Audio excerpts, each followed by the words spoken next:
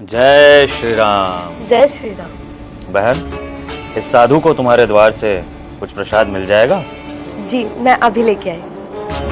जय श्री राम। ऐसा कुछ नाश्ता बना देती। क्या प्रॉब्लम है? तुम्हारे हाथ पैर नहीं है, खुद से नहीं कर सकते कुछ काम? प्रसाद देने जाना है मुझे बाबा जी को, जा रही हूँ मैं। अरे पर मैं ऑफिस में लेट हो रहा था। ये लीजिए। जय श्री राम। सदैव खुश रहो बहन, अखंड सौभाग्यवती भव। अब बाबा जी, खुश कैसे रहूं? आए दिन तो मेरे घर में कलेश होते रहते हैं। आप बताइए ना कुछ, अगर कोई उपाय हो तो मैं सब करने के लिए तैयार हूँ।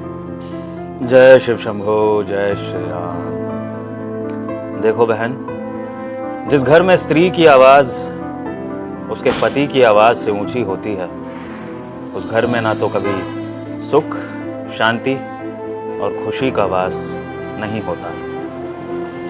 अगर तुम अपने पति से इस तरह से व्यवहार करोगी तो तुम्हारे घर में कभी भी वो सुख, वो शांति नहीं होगी जिसकी तुम इच्छा करती हो। तो अगर तुम्हें अपने घर में सुख समृद्धि चाहिए तो सबसे पहले अपने व्यवहार को बदलो बहन, क्योंकि व्यवहार से ही रिश्ते बनते हैं और रिश्ते बिगड़ते हैं। अब देखो बहन, तुम इस अनजान साधु को कितने प्यार से प्रसाद लाकर दे रही हो, कितने आदर सत्कार से मुझसे बात कर रही हो, लेकिन एक तरफ तुम्हारा वो पति जिसके साथ तुमने 7 फेरे लिए हैं, उससे तुम कठोर वचनों का प्रयोग कर रही हो। तो बताओ बहन, जब तुम्हारा पति खुश नहीं होगा तो तुम कैसे खुश रहोगी? और जब तुम दोनों खुश नहीं रहोगे तो तुम्हारे इस घर परिवार में सुख समृद्धि व शांति कैसे होगी?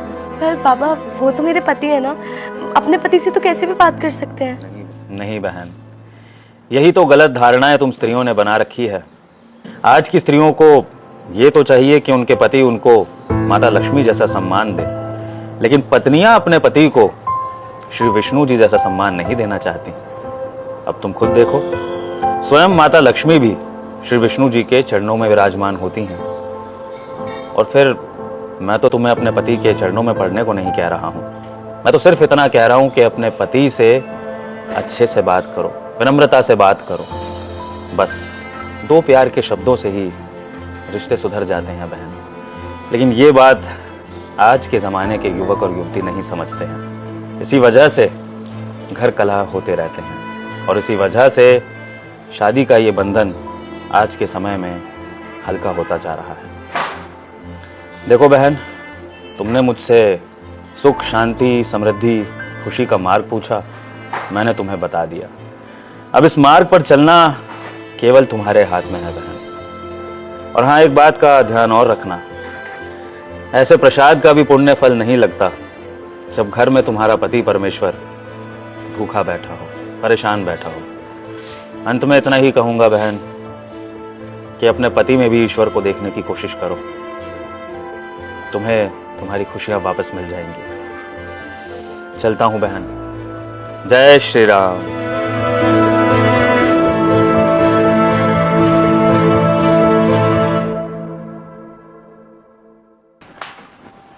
सुनो ना, आई एम सॉरी। अरे तुम सॉरी क्यों बोल रही हो?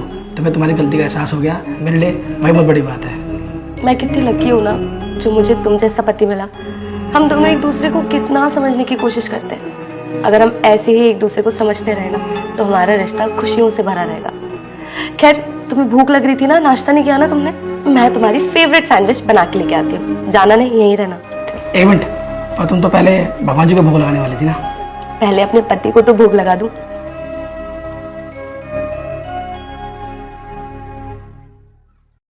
दोस्तों, शब्दों की वजह से तो इतिहास में बड़ी बड़ी जंग छिड़ गई थी, तो फिर पति पत्नी का ये नाजुक रिश्ता क्या चीज़ है?